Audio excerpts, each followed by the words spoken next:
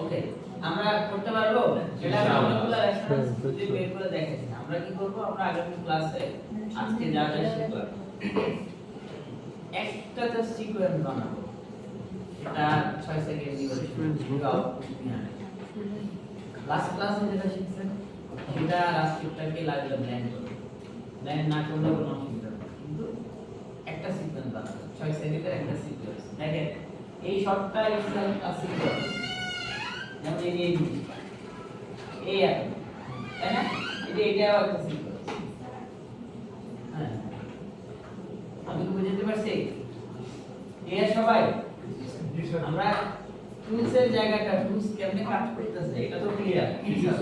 এখন এটা কেমনে করব, এটা আপনাকে আগে ডিজাইনটা বানাতে হবে, তারপরে সেটা আপনি টুলসে ইমপ্লিমেন্ট করবেন।